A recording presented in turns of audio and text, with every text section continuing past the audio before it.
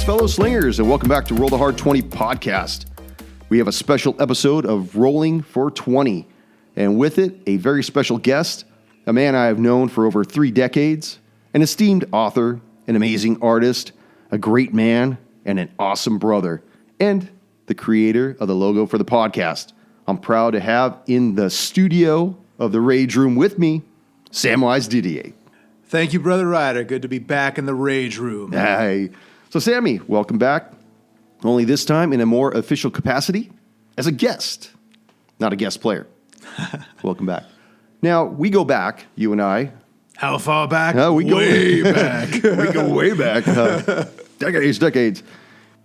Now, you're known for your amazing pictures of fantasy adventure. Can you give us some insight as to what brought you to that style that you're known so well for? Well, I would have to say that the biggest influence on me growing up was my father would pick me up from elementary school. He'd get off work at like 3:30, and I got off around the same time. We would almost every day go cruise by the 7-Eleven or Stop and Go, whatever it was, and that's when I'd hit the spinner rack, which is where they used to sell comic books when we were kids. Oh, comic books. I was thinking of something else when you said spinner rack. Yeah. No, that sounds like a spider. The sinister spinner rack. No, the 7-Eleven or Stop and Go would have just all these random comics. I remember that. Yeah, back Spider-Man, in the day, and it wasn't like we didn't have comic book shops back then. It was you got your comics at grocery stores or in little convenience stores like that. So I would go and I would look through. I'd pick up a Spider-Man or Batman, Superman, stuff like that. But I always tended to go to Conan the Barbarian. That was always my favorite for some reason. So my first introduction to fantasy was Conan. Probably that's what started me on my path because I was around 5 or 6. I remember getting busted. I was at Montessori school, and I don't remember checking out the spinner rack. My mom was in the office talking with the principal or teacher, and I remember looking at one of my Conan books there. Well, apparently they had called my mom in because I had brought a Conan book to school, and it was, it had violence and it had, sword and sorcery and magic and, all that kind of stuff. I was just sitting there reading arts of Conan. And I believe, too, it was specifically Conan, even though I did have an issue of, it was called Son of Satan, which was an old Marvel comic. Yeah, it was like totally... Just total pedestrian title. That one wasn't the thing that was offensive. It was Conan. Maybe I'm remembering it wrong. Maybe it was the son of Satan that brought them in. But either way, I didn't get in trouble for it. But that was my first sort of foray into fantasy stuff. I've always also loved dinosaurs. I used to have those old dinosaur books that they'd had in elementary school where there were just these killer paintings of dinosaurs. And dinosaurs are just, in my opinion, somewhat weaker version than dragons. Dragons, of course, are way cooler than dinosaurs. That's right. And their arms are full length. Yeah, they could scratch their chin.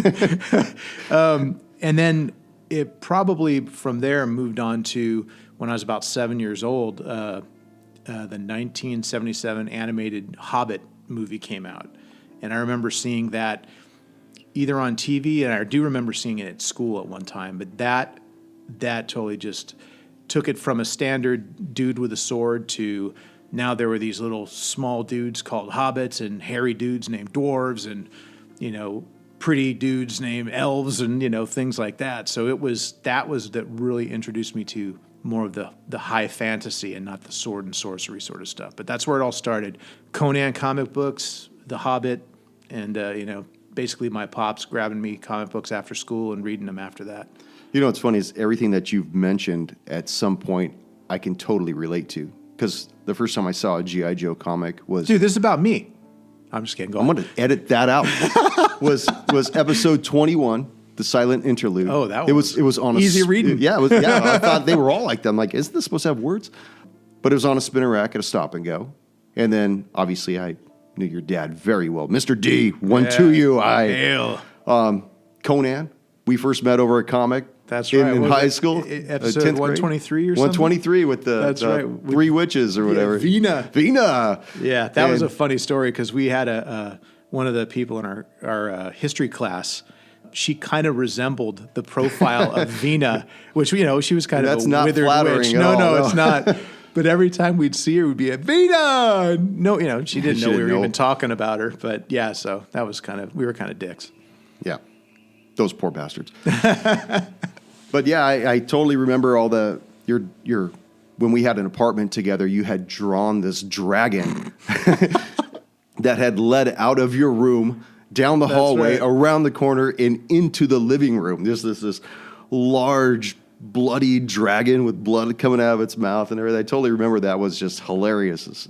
And we didn't get our deposit back. But we did leave them a shopping cart full of empty beer cans. Yeah, and to 5 cents a piece. That should have... Well, I think I did. It adds up. I did tell you this. Okay, so dear listeners, the DM, Brian, my brother Ryder, was notorious for some reason going after flies that would land on walls or ceilings, and he'd go after them with broom handles or swords or his fists.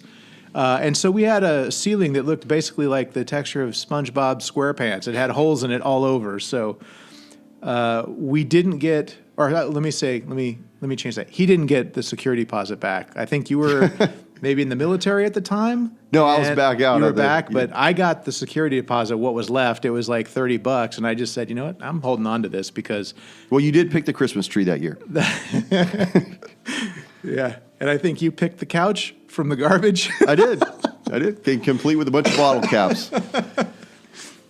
So, anyways, moving on. Like me, you've been playing D&D for years. I know we both started at different places in our lives. Mine was with the neighborhood kids. But what prompted you to take up the D20 and start rolling? So I basically started playing D&D because I used to go to this toy store that was near my house. My mom and dad would go to Lucky's Supermarket. I don't even know if Lucky's is still around, but there was a place. They weren't lucky enough to stick around. Their luck ran out. They rolled a 1. Roll the hard fumble. But there was a place called Toy Express. Do you remember that? Yes, I do. And that was right next to the shopping center. We lived close by. Yeah, that was the shopping Was that a Lucky's though, or was that an Albertsons? It was a Lucky's. Oh, okay. Back in the day, yeah. And this might have even been before maybe you started going there. I don't know. But I know that they had Toy Express, and they had this section of, was it Ralpartha? Is that how you pronounce it? The miniatures. And then they had all these D&D modules. And I remember going there just looking at it for the art, right? It was so cool, all that art back then. And there were all these dudes always in there, like they were older than me, but they were just big old nerds, like, hey, when the new edition, you can play a monk. And you mean a cleric? No, I mean a monk. It's like just full on. It's basically how we talk now about D&D. But these were the... but we're cool talking about it. Yeah, we're totally cool. So we say the F word. That's right, dude. Those fucking idiots. So I remember listening to them going like, oh my God, this just sounds like really weird and convoluted, but I like the artwork. I like the miniatures. So that always sort of got me into that. Then, I don't know, maybe it was months later, I believe I was in 6th grade, and a buddy of mine who was in 7th grade used to play Dungeons and Dragons, but he couldn't anymore because his parents didn't allow him to. That's right, because he was the devil, Satan's son. He was the son of Satan, summoning demons, wizard. Anyway, so we didn't have any of the dice, we didn't have any of the books, so he just made up these adventures that we would play. Me and brother Eric. Because we were 12, we were had to be at home on school nights or whatever it was, so we would call each other and we would play over the phone with 6-sided dice. And basically the way it worked was, because everyone has a board game that has 6-sided dice, so we would take a 6-sided dice and we basically had it where it was 1 to 3 to hit, 4, 5, 6 is a miss, right? So thinking back, when you had a +1 sword, that was pretty damn good. You just upped your odds. Yeah, and then totally. It was like if you had a +3 sword, you never missed. So we eventually, though, we played that, and I still remember the first thing I killed was a barbarian, and I remember going like, oh, did I just kill Conan? Like thinking that, back to my old childhood comic book hero. Lamenting the loss of somebody you just murdered. Yeah. And he was only drinking wine with a woman. I heard the lamentations of the barbarian. But I remember playing that, and I go, this is super fun. And then eventually, I think it was around this time that they started reissuing, or no, it was the 2nd edition D&D, the one that had the player's handbook and the with the guys climbing up the statue and prying out the eyeballs. See, now you and I have had a disagreement about that because I remember you That said was earlier. But I remember you said you wanted to play second edition one time, Yeah. and I brought the second edition. You're like, no, that's the second edition. I meant the second edition. That's the first edition. You're thinking of original D&D. It went original and then first edition with the thieves that were climbing up the. So which one is that one? That's first edition. Oh, okay, that's the one that. That's the one that I remember very well. Okay, so and the DM's guide had like the Ifrit, the red demon guy on the cover. Yes, and he had that flaming sword in his hand. I Yeah, believe. and the monster manual was that light blue cutaway ground one that Yeah, showed that was like weird. all the It showed really like bad artwork. the owlbear underground and the cave troll and all that weird and stuff. they had like I think a red dragon or a unicorn on it. No, that was the unicorn. I think wasn't that on the? Might have been on the backside. Yeah. Because when you opened up the covers, you could see like the whole mural of the. And deities and demigods. Like I actually had a copy of it that had the Cthulhu and Melnibonian myths. Did you remember those? Yeah, at all? I didn't read it, but I heard about that years later about Yeah. how they had to revamp it to something else. They retitled it. It was cut that part out. Yeah, they had like there was deities and demigods, and then they changed it into something else and legends or something like that. I don't remember. But anyways, those were the books that I kind of grew up on, and I remember going to this D&D convention at the Sheridan in Anaheim on Catella, and that's when they were like unmasking or releasing the Monster Manual 2.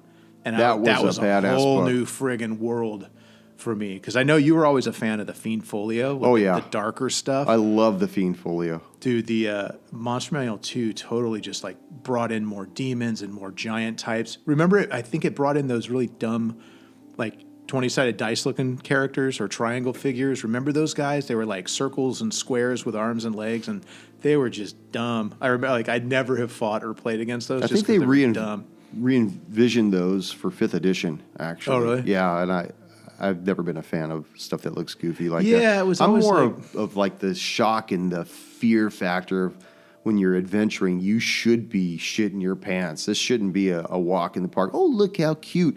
I mean, like you had that wolf in sheep's clothing where it had the bunny on the stump, and the whole stump That's was right. an actual beast. Now it's kind of a goofy monster by today's standard, but I mean, that's what it should be like. Everything that looks cute should still be able to totally fuck you up, and that should only be like a minimal appearance of it. You know, you look at the Death Knight or the Gith or the something. Gith Yankee, Totally, the Gith you know. Stereo. Yeah, those guys Oh, are. that's another thing, right? So I was just mentioning earlier that we had someone that looked like Vina from the old Conan comic, The Witch, at our school. We used to see, I don't know, maybe this is when we were finally old enough to go out to taverns and have sarsaparillas with the grown-ups. But there'd be a lot of the people there that were had been drinking and smoking for a while and were very thin, and we would say they looked like the Gith Yankee, you know, like Absolutely, it was like, Gith. where's her silver cord, you know? Cut that, send you back. Where's his silver sword? You know, like, yeah, we sure had a lot of fun at other people's expenses through D&D. We did. God, I love Dungeons And now I Dragons. hope they're having fun listening to us at our expense. That's right. Yeah, absolutely. Little off topic here. Could you please explain to the listeners what a slinger is, what a hard slinger is? Okay. Because this is something from us. This Do people not know? if they probably do by now, but it was something that we had created with our group. Yeah. So there's two stories. I will go with this one because it's more appropriate to our topic right now. So slinging. We used to, hang out, and instead of saying things like, hey, do you want to role play or play Dungeons and Dragons this weekend? It's like, hey, do you want to sling some dice this weekend? Roll the bone, sling some dice. Because it kind of came from the term like gunslingers, right? Like you have, gunslingers were quick on the draw and shooting, quick shot, deadly, that kind of stuff. So, we'd be sitting there, boom, slinging dice, That's sort of where it comes from. And that's where we changed it to, hey, you up for slinging this weekend? So that's sort of where it comes from. So when I heard that you started calling the group the Hard Slingers, I was like, that's fucking badass. That's so then right. you're like, yeah, some of them didn't get it. I'm like, what? How could they not? This is obviously common knowledge to our small circle of friends. That's right. But again, I'm still hanging out with the same people that I've met in elementary and junior and high school. So the small circle has always been this size. It's been a good circle. It's been a tight circle. I like that Right. circle. Now, I remember back to a time when we both didn't play D&D, when we were still hanging out and, always hanging out. And then we did play D&D. I remember Tony telling us about the levers and all this other happy crap. To tell that story. That was always a good one. And then we went back on hiatus, and then eventually we both came back to it right around the same time. You came back and started with the 4th edition, and when I came back, I started picking up the basic books that I had sold off years ago. What kind of brought you back into the fold of wanting to play D&D at that time? If you could remember, because this is like over a decade ago at this point. Yeah, probably even more than that. Huh? Yeah. And it usually is the same sort of thing. Is I sort of have a saying in my life. It's like I don't want to be living in other people's worlds, meaning I don't want to find entertainment playing other people's creations and video games and movies and things like that. I enjoy it, but there's a lot of times where people will let that rule their life. And it's, I come from an artistic background and I work with a lot of artists. And it's like, what did you do? What did you create this weekend? Oh, I binge watched X and it wasn't that great. Or I did this or that. Is that a show? Yeah. X-Files? No. Oh. No, binge watch. I meant X, like a random. I got to add this to my queue. Dude, is that on Netflix? They got season 5 of X. Like DMX, right? What? Anyways, that's it. So I basically had found myself returning to Dungeons and Dragons over the years because it's not a world that someone else really created. Yeah, they came up with the rules and things like that, but we would come up with adventures. We would come up with characters. Our characters would have history. Characters would meet previous characters that we've had, and we go, "Oh, I remember that guy was a dick," or whatever. Or, they were creations that we came up with, that we had a history with, and I always enjoyed that because it was something we were making, and we could have this sort of tribal knowledge of, oh, dude, remember that one time we were playing this guy? Oh yeah, dude, he did this, blah blah blah, and it was just this sort of, we'd have our own house rules. We would take the bones of what D&D gave us, and we'd make our own crit charts. So when you roll a 20, instead of it being some just boring sort of thing, we'd roll it and like, oh yeah, on a 00, the dude's head comes off, and on a 76, it's triple damage, and he loses a finger or something. It's a pike in the eye. Yeah, what was the? It was like Jean-Claude Van Damme. Yeah, the Dim Mac. We had all these like just funny names from things from our past. Like when we'd screw up a word or something, we'd put that in, and it would become part of the crit chart, and that was just super fun. Like we were creating our own entertainment. Like anytime someone asked me, what's your favorite game? Usually nowadays they mean video game. I always say tabletop, Dungeons and Dragons. Because board games, okay, those are fun, but they kind of, I don't know. They start and finish. Yeah. And they never really deviate outside of You can't build on them. Yeah, you can't, there's no depth to them. It's all linear. At some point you will get to the end of it. Yeah. It doesn't really rely on somebody else's input to alter the direction of the narrative. Yeah. It's and like, if a game gets boring, like your D&D game, make a new character, make a new campaign. Yeah. Put the other one on hold. I mean, I can't count how many times these guys had like altered the course of the tracks that I had. I don't want to say I railroaded them, but I mean, I had a structure that they were going to hit certain beats and whatnot, and they've diverged outside of those guidelines. Fucked it up, didn't I? No. I was just thinking of times when we did things that didn't go along with your story. Yeah, and it's the boat on fire. Yeah. I still don't think we used sleep right on that one. I think it went perfect. Well, from a flavor standpoint, it was very effective. Very memorable. Yeah, you destroyed that entire boss fight. I appreciate that. So yeah, some of my greatest gaming experiences have been playing Dungeons and Dragons, and a lot of them have been with you. A lot of them with some of my buddies at work. Like we had a D&D campaign that lasted for 3 years by email, and it would take a long time. So we would maybe do a post or two a day, and then that was it. But I remember like when it was finally over, my character was a dwarven thief who basically we changed it to where he was sort of a dwarven version of a druid, meaning he was master of the wilds underground. So he had an affinity with spiders and snakes and rats and things that are underground, whereas an elfy druid would have forest and deers and owls and all that stuff. So he was like One of his critters was named Omnis. I Yeah. named him after one of your Oh, characters. that's awesome. It was a little spider that he had that was like super toxically lethal, but the badass. amount was nothing. So he had to, like, I don't know if you milk a spider, whatever it was, collect the venom. Show me how you milk a spider. Come on, fucker. Can you milk me? I was doing the little nipple fingers in front of the mic.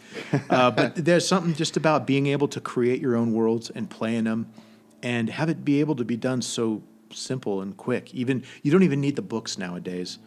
And I've played it where you don't even need the dice. You just need regular 6-sided dice. You can do whatever. It's all about the personality you bring to your character and the DM's story and your ability to create and invent and on the spot. Like, that is just the most fun. We've done it with all of our buddies in our group for 30 years now, and we're still doing it. We're talking about it right now On a podcast.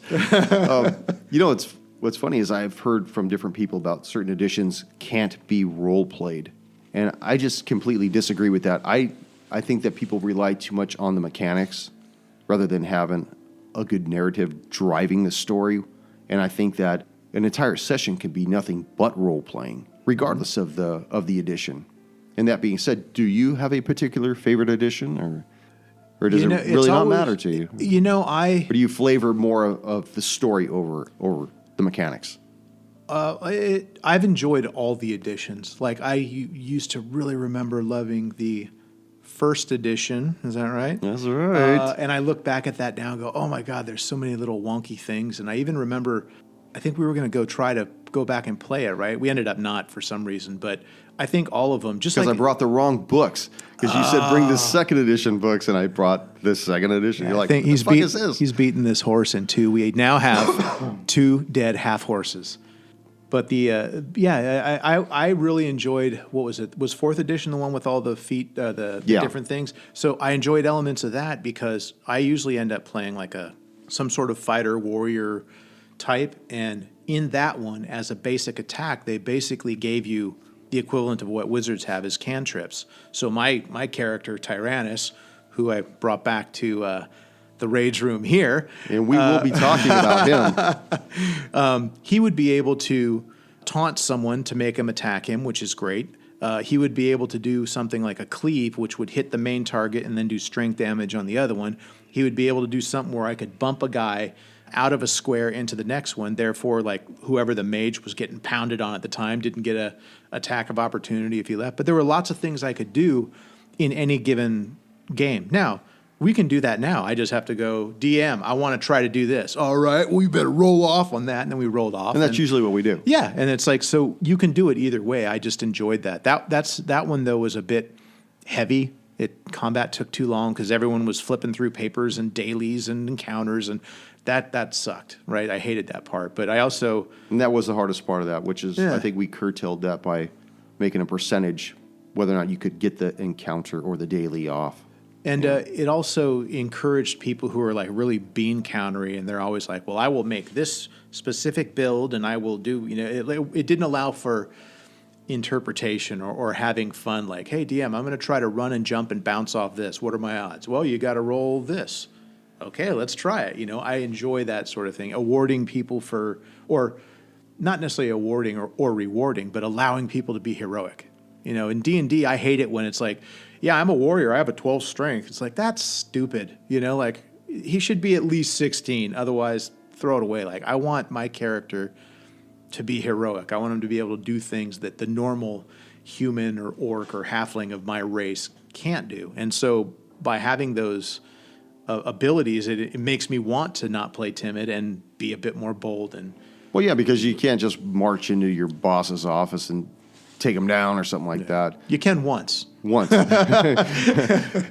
I'm just saying, like, in a game where it's left up to your imagination, you can do whatever you want. There's nothing holding you back from anything. And if you have that rapport with the DM, then you could role play to your heart's extent. It doesn't matter. It's like, well, I want to do this. Yeah, well, let's roll off. That sounds badass. Let's chuck these dice out. Let's see who gets the highest roll. We'll come up with a solution to this. Because I want to see the players succeed as much as I want to see my monsters succeed. as a DM. Yeah. You know, I'm rooting for I my don't like that monsters part. too. Yeah, well, I'm Not rooting me. for you guys. I'm rooting, you know, I didn't put this fight together for no reason at be all. boring. I mean, yeah, right. We're not going to sit there and play board games in this fight. Yeah. So Yeah, another edition that I really liked was the very first one, not first edition, but the previous basic thing where it's like I was Yeah, an the red elf box. and I Right. was it was the red box, but it was the early version of that. Like the red Oh, box that's the was the mold day. reintroduction of it. yes, the one by Menser I was. believe this was more similar where it was like a halfling was a class. Same with a dwarf, same with an elf. Like it wasn't an elf ranger or a dwarven, Yeah. warrior or a halfling rogue. It was a halfling, and he had roguey type things, and the elf had innate magic and things like that, and the dwarf was innately sturdier. Again, I like being able to try different combinations. Like I'm not really I don't like playing the standard like, oh well, you're an elf and I'm going to be a wizard. It's like I'd rather play a class that's not associated necessarily with an elf, or play them the opposite. Like we'll chat more about it like when we get to the Tyrannus part. Yeah, and we will get to him. So, being both a player and a DM. Hell yeah, I'm a player. That's right. What do you prefer? Do you prefer DMing or do you prefer being a player at a table? I prefer being a player just because it allows me to not have to necessarily be as balanced or think about the entire picture, where a DM is like the maestro and composing the story, the orchestra, and all that sort of stuff, and making sure everything works. I've never known the rules as well as any DM. Like maybe back when it was the first edition with the 3 books, I knew everything. Keep beating that dead horse, aren't you? We got some quarter horses now. Though these ones aren't as fast.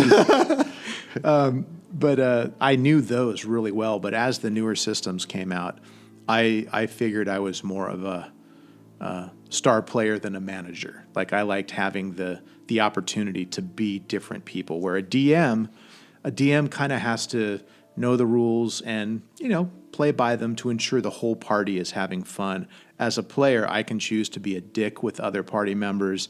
I can choose to be helpful, or I can be flaky, whatever it is. A DM kind of has to make sure that everything's flowing the right way, and that's why I like being a player. I think it's to me, it's it probably boils down to a lot as an artist. Like as an artist, I get to create a lot of worlds all the time, and when I want to relax, I don't necessarily want to have to be doing the same sort of thing. I want to be able to play as a character in this new world we're creating together. Now, as a DM, though, you make it seem very effortless. I mean, when I've played in your games and you've ran them, it just seemed like you had a great strategic brain for the things that you were doing, as well as a compelling narrative. Going for the man's one true love, which was his fucking dog. Hey, man. Stuff like that. I mean, I remember that. That was an odd one, but it worked out pretty well. I remember being sick for that. We were playing up at the cabin. That's Remember? right, I was freaking dying. Probably I like to DM, and when I do DM, it's more of I don't try to. I usually try to make it like a one issue Conan, right? Where it's when you sit down at the table, you're going to have a story that's sort of fun. You don't have to think too much, though. Hopefully, if I do it right, there will be a surprise where you're like, the guys are fighting over their one true love, and it's this fucking dog. It's like, man's best friend. Oh, I get, like it has a little bit of the humor or tongue in cheek, but I kind of like it to where it can wrap up.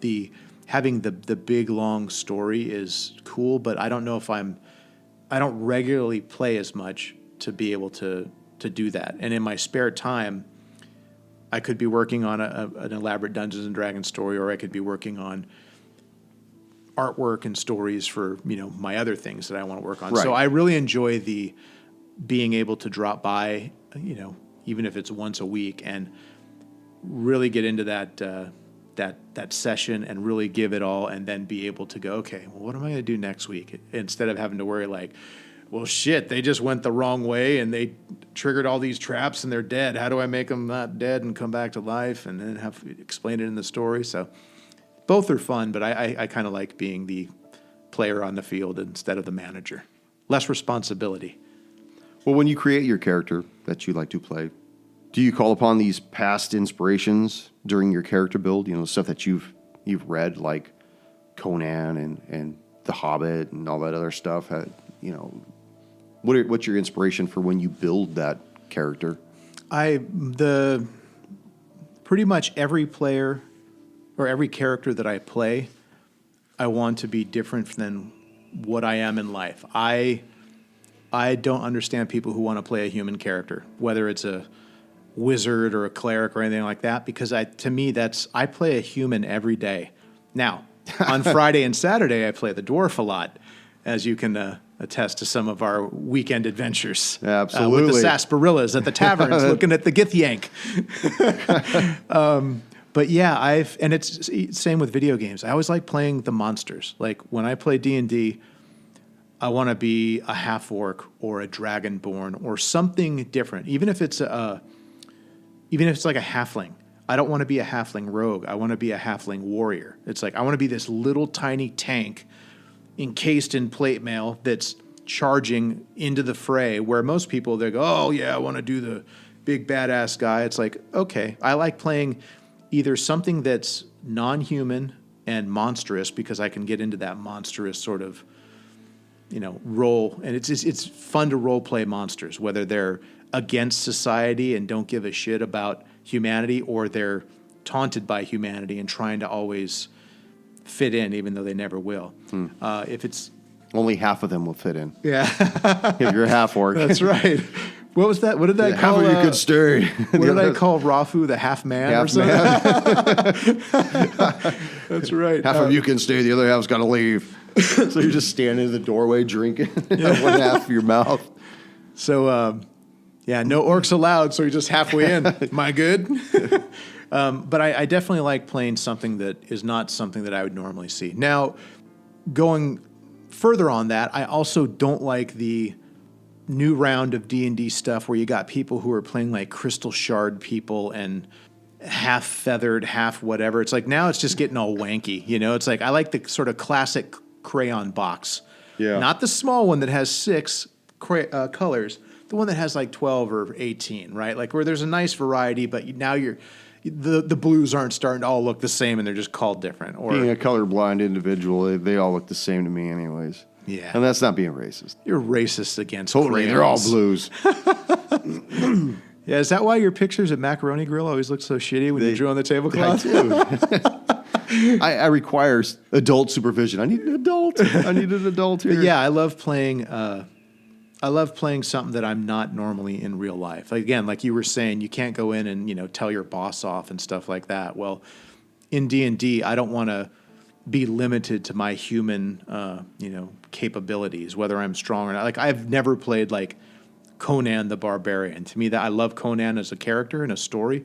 I wouldn't want to play him because he's just a human with a sword. Now that's cool, And one hell of a libido. Yeah. And that's why I want to play. And a thick noggin too. He always gets smacked on the head and wakes up later. But yeah, it's like with Street Fighter, I always played Blanca, right? Samurai. Yeah, remember him? Yeah. Just like chunk. Massive red hair, electrocuting everything. Like, yeah, just that kind of. I like playing the looking beast. for Blanca. What about you? You actually tend to play humans a lot, don't you? Because they're quick and easy. I don't have to think about the intricacies of what their races might boost them or inhibit them. I just want to go in and do some action. That's funny because like as the DM, you totally labor over all these different things. And as a player, I labor over all these things. But if you're a player, you want to get into the thing. And as a DM, I'm like, hey, I want a simple story and just get rolling. Like it's similar mentalities, but I would say you like DMing more than playing. Would that be right? Yeah, I like DMing. Yeah. I mean, there's times that I like to enjoy a good story. That's why I like good one-offs or even like a 2 or 3 session thing. I like to experience that because I like to let loose a little without having to worry about, okay, where's this page at? Or, am I paying enough attention to this person who may be looking at their phone? Or, am I losing this guy's attention? Or is she paying attention? Or, I want to make sure everybody is involved, is invested in the story. Like, Vratislav, what are you going to do? And, Junior, what's going on over there? That wasn't supposed to do that. But I remember one time I thought, Rafu, what are you going to do? I'm going to roll the wrong dice. I thought Eric was like not interested in the story because he kept looking at his phone. And at the end, I'm like, what's the matter, man? You didn't dig what was going on? He's like, no, man, somebody hacked into my bank account and they like ran off with like a couple grand. I'm like, dude, why didn't you tell me? Eric Rodislav. Yes. Oh, I thought you meant our brother Eric. I'm like, what? They run off with $20? He's got no fucking money, anyways. No, I guess while we were playing, he was getting identity theft going on. I'm like, why didn't you just say stop? He's like, I was having fun. Oh, I could tell. Yeah, this is my man right there. We're in the game, you know. Yeah, hey. Priorities. Yeah, money will always grow back on that tree. But this is tonight. Yeah, but yeah, I just. Well, you were when I met you, you were, writing this big story for Christmas. You used to, write short stories or poems or things like that for Christmas gifts. I would always draw a picture of something. Creating a character on picture, on a page is similar for me creating a character for D&D, and like writing a story is similar to writing an adventure. It's like kind of cool how those things tie together. Yeah, I like DMing though. I do, and I like I said, if somebody's a good DM, I like being in their story. If I've been in other DMs games and I haven't been, it hasn't held my attention long enough to say keep running it. Yeah. Or I want to stay in this group or not. I just, I could always say that I'm thankful that with you and Tony and Eric and myself and even Mick, we've never had a trouble player. And that's a blessing, Except Mick with that wand of wonders. And he blasted the whole party in front of us. Way to Fireball! Go, Mick. He rolled it, came out fireball. Boosh. Oh, man. But yeah, I mean, having played in the public venue out there, you could find other people that really go out of their way at times to make your game uncomfortable. So the best way to do that is to run the game. Yeah. Then you're in control of the game and stuff. And you pick a good group of people to play with, and we're still playing a couple of years later, so that's really good. And you and I, we're still playing decades later, so that's even good too. So when I first informed you that I was going to put together this podcast, I'd asked for your help with the logo. In case anybody doesn't know, Sammy, of course, is the one who designed this beautiful logo. And if you haven't seen it, head on over to rollthehard20podcast.com and check that out. It would also be found on Spotify. And the Amazon link to get the T-shirt. That's right. Don't forget that. Hyperlink on the website. You're just shilling now. I totally am. What was your creative process for divining this awesome staple of our podcast? Probably the inspiration was the name. Roll the hard 20. I mean, it's hard enough to roll a 20, right? It's like you got 1 in 10 chance to do it, right? Hang on a second. Yeah, the math is right. Yeah, thanks, Rafu. Perception failed. Keep your eye on the dice. That's right. No, but when I heard, roll the hard 20 and the hard slingers, like I don't know, it sort of conjured images of like sort of this might be going way too off, but like the 7 Samurai, Magnificent 7 going up against insurmountable odds. It's like, okay, well, rolling a 20 is hard enough, but what if everything else was a 1? Fumbling everything except for you got to either get the 20 or you fumble, you fail. Because every other face on that die is a 1. Yeah. And it's got axes and mace and broken shafts of arrows. Everything was thrown at it, and in more of a graphic interpretation, not necessarily realistic, but everything was thrown at it to stop the person from succeeding, and still rolled the hard 20. I love that. I love that logo. Yeah. Now, for some time, you and I, we've been trying to schedule a week where we could have you on the podcast as a player, and not just interview you, because I've always wanted to do that anyways because we go so far back, but I wanted to have you as a player. We finally found a viable date, and it allowed me to curtail the story so that you could be part of that season finale at the time. What were your thoughts going into that? Were you hesitant, or were you eager, excited? I was maybe a little worried that how I would mesh with the group, because we've seen this throughout our whole life together. We have our friends and work associates, and then when we're together, that's the group of the brothers, right? We have our own language. We do have a shorthand. Things. Yeah, definitely. And I was worried, because this is, and you've seen it, with people at my work, where I have a relationship with people at work, and you're like the outsider. Not necessarily the outsider, but just to that group, you're the not the normal thing. And how does that work when you have 2 people like you and I that are super close and have this shorthand and all that? But it's like the old Seinfeld thing where George Costanza, I know you hate Seinfeld, had his group of Jerry and all his buddies, and then he had Relationship George. And those were separate and they worked. But when the girl, his relationship, started hanging out with Elaine from his friends, the two Georges were converging. It's like Relationship George and Body George. It doesn't work, whatever he was saying. But so I wondered, would I be able to fit in with the current group? Because when we play, we definitely have our own personalities and things like that.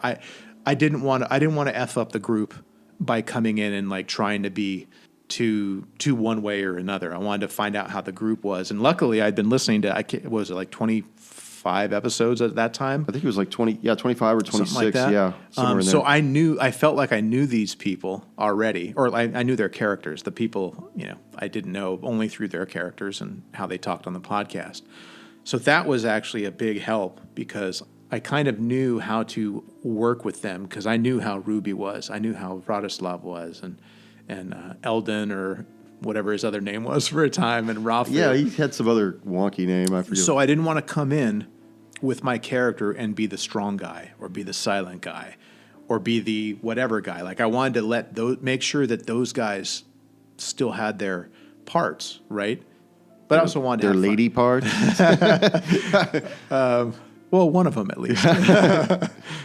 But I wanted to make sure that I didn't mess up the story that I have enjoyed listening to, right? I wanted to add to it as a kind of like in Highlander, right? They have the story, and then in one episode, it's like, oh, and now there's this one guy for this one episode or two episodes, and then he's done, right? It's like He was a fun little thing to add to it, but it didn't take away from the real story.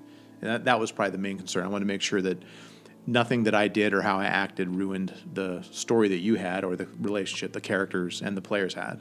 Well, I personally had a direction how I wanted the season finale to go, and the timing just worked out impeccably. Impeccably.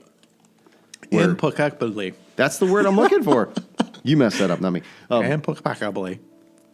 And it just worked out really well because you were able to free up your schedule enough. In fact, you showed up, I think, for 2 weeks in a row. And I was all my art deadlines were done. Yeah. And I had Christmas time off from work. So I was like, I can do it whenever you want. What do you want to do? And we made the second week a long episode where we were able to cut it into two and parcel it out that way. But I really enjoyed it. It was fun. And when I'd asked you, well, what kind of character do you want me to create, or because you wanted me to put together a character for you, you said Tyrannus. Yeah. Well, how long ago did I start playing with him? Because we played with him. It's been 10 years. And our other group so a little backstory on that. This was when, what is it? Was it 4th edition came out and they introduced the Dragonborn? Yeah. So I was like, okay, well, I usually like playing the monsters, a dragon, that's great. And I'm reading about them and they're like, oh, they're a noble race and they're this and that. I'm like, fuck that.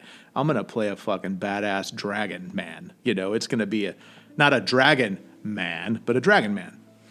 So my character Tyrannus was just a ruthless cutthroat of a dude. He was a warrior. Drag on. He wasn't a drag. Man in drag? No, it wasn't that. He was more of a brought up from a wealthy dragon clan. I think they were the Dawnbreakers at the time or whatever it was called. And he basically was the lowest of the litter, like the youngest and the farthest away from the throne, or from the head of the clan. So he was basically, his goal was to kill every single one of his brothers and sisters till he was the heir of the throne, and his father had no other option left but it would pass to him when he passed. And then the idea was he was not going to wait for that and take it from his father, but he was going to do it in the correct way by usurping each one of his brothers and sisters. And I think it was like at 100 or something like that. We had said it. You were crazy. the 100th one, and we produced your siblings along the way. What was the one dude? You had Tiberius. Tiberius, that guy was the awesome. scourge of the nest. Yeah. And then we had Rengord. Boo. Remember him? He was like we imprisoned him or something, and he was like booing at me and shit. He had a bard for a friend and shit. Yeah. Bards. There's another class, jeez. Yeah, but so that was the idea with Tyrannus. We had played him over the years, and we played him, I think, to like level 10 at one time, and then we started him over in another thing in a different setting, and he was... It was actually in 5th edition. Yeah. And then, because we did it up at the cabin. Okay, right. One or two times, and then we put him on hold, and then I rebuilt him. Yeah. But did you have any goals bringing Tyrannus into the story? I wanted him to be the older version of Tyrannus. Yes. And I don't know if he had succeeded in his quest or not. The idea would be that this could be in the Tyrannus storyline. It could be canon, or it could be like they do in a lot of the Marvel or DC. It's like this. I don't know if this group and this setting is the same as what we played in, but the character could be, because in those comics they have like Earth X, Earth this, Earth that. It's all the same character, but they all have slight differences. And in the one that I was playing with you, with the brothers, Tyrannus was young.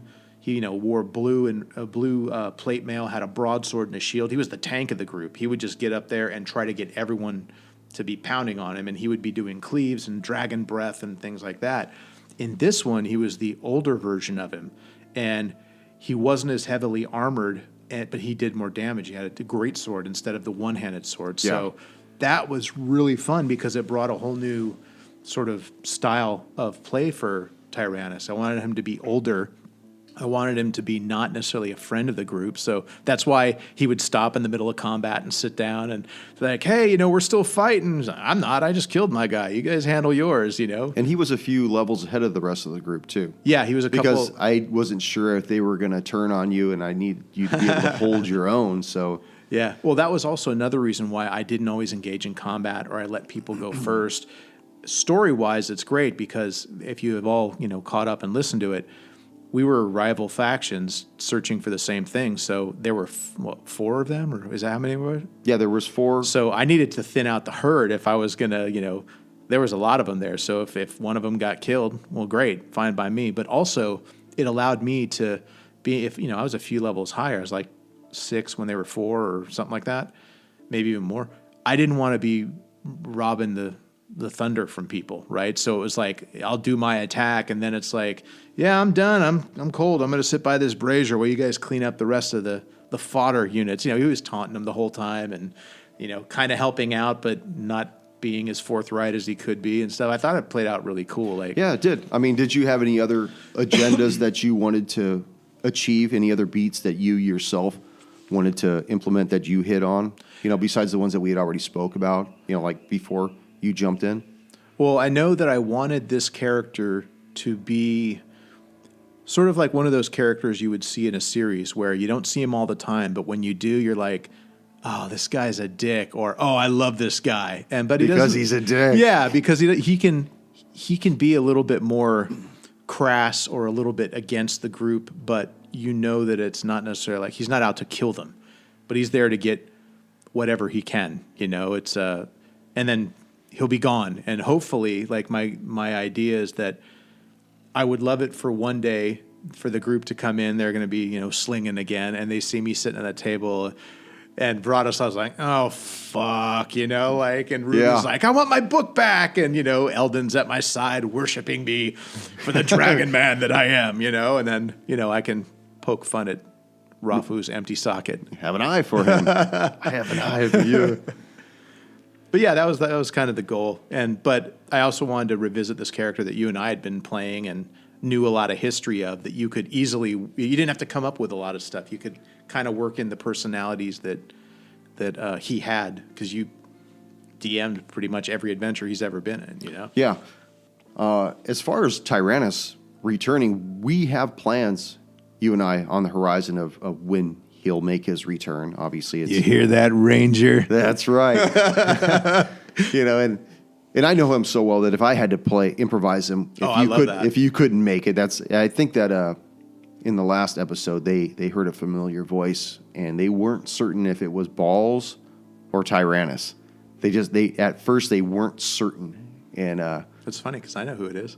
You do know who it is. I do, and but we're going to leave that for the listeners to listen to. But yeah, I mean, you and I have already had machinations of how to bring him back and where he'll be later on down the line, and how these guys will find themselves either joining him or butting heads with him. It's almost one of those things where it's it's the devil, you know. You almost want to team up with somebody, even though they might have fucked you over in the past, because the outcome without that person is worse than if it was with them aiding you. Yeah. You know, I mean, they've already seen the Bruce Lee movie Enter the Dragon. We'll wait till the sequel, Return of the Dragon. Yeah. And with that said, I don't know if you have anything else you want to add to this evening's little interview. Oh, no, nothing. I enjoyed the interview. This was super fun, but it was good. Actually, good seeing you. I haven't seen you in a little spell. Yeah. Now in this age, we text or call, and then we try to make time to hang out. We always have our Big Bear trips, which is a blast. I don't know if you guys know this, listeners, but at least once a year we go up to Big Bear, sometimes in the snow, but we drink home brew, we barbecue, we make Cajun red beans and rice or black-eyed peas, and we play D&D and watch shitty movies all weekend. It's pretty.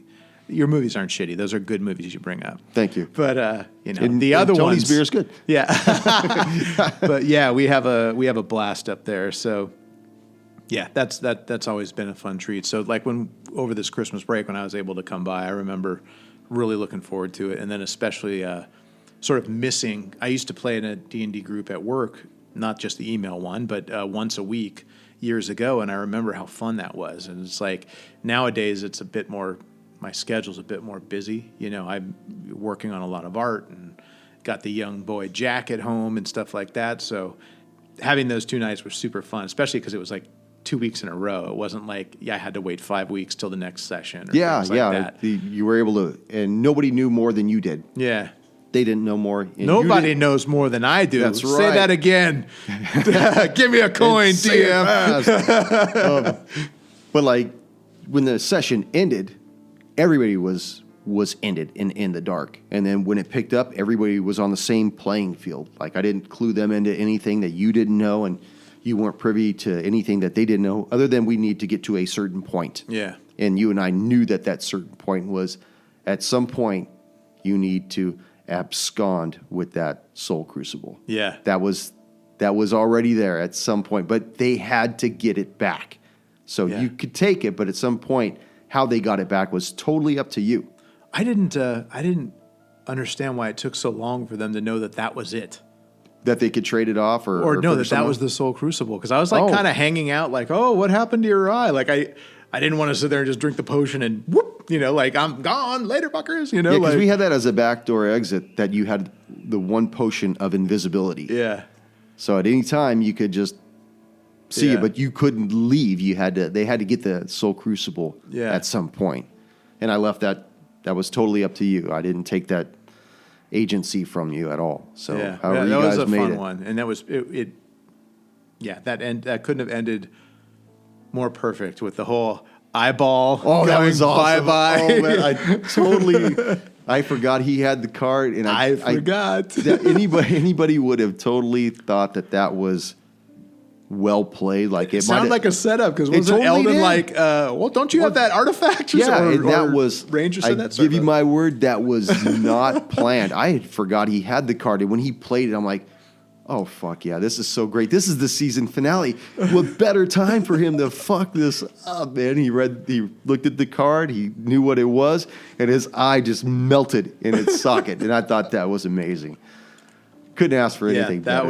That was a fun thing. And I was like kind of, worried after the first night. I was like, oh man, I hope they had a good time. And you're like, and I emailed you like, so did everyone do? You're like, yeah, man, everyone had a good time. Yeah. Like, good. Like, I guess that also just shows, like, we've all played, your group and myself, you, me, we've all played Dungeons and Dragons. We all sort of know what parts we have to play, even if we're a new group together, right? Like this, like you were saying how cool this group was. It's like, yeah, you don't have the one person who's trying to like pickpocket or backstab and, kill people in the group and passing notes to the DM. It's like, maybe that's fun if you're like 15, but that's like how like getting drunk all the time. Yeah, like that stupid shit. That's just like all that stuff's just. It's supposed to be a cohesive game where everybody's working together, not trying to.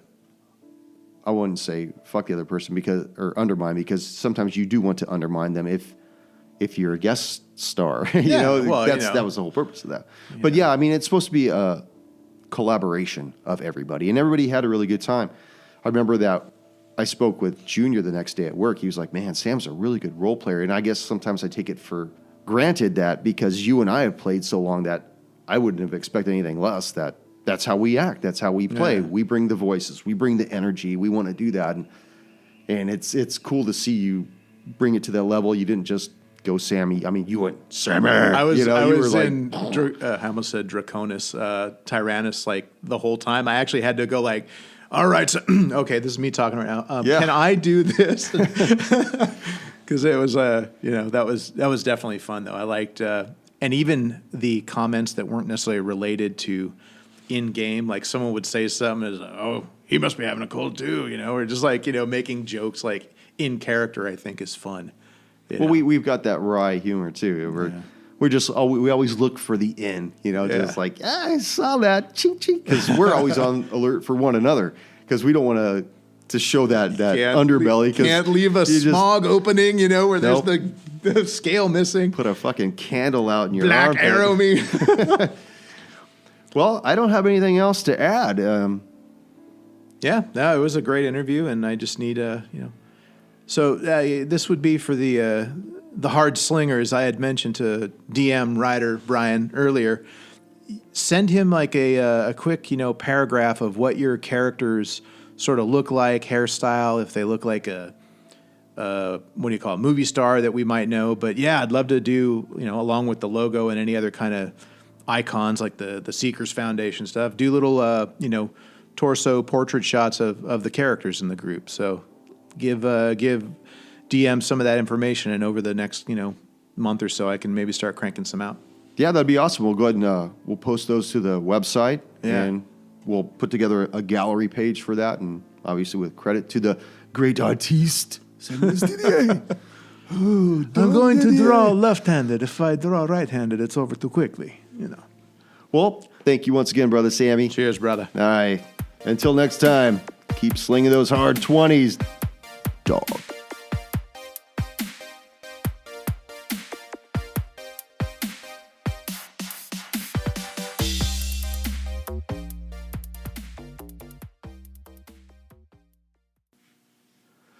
Hey, before we get going, let me get up, go hit the head real fast. All right, brother.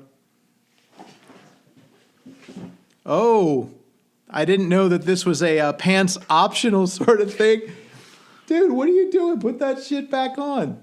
I expect yours to be off when I come back, by the way. Your $20 is on the table. Well, there's the other definition of a slinger.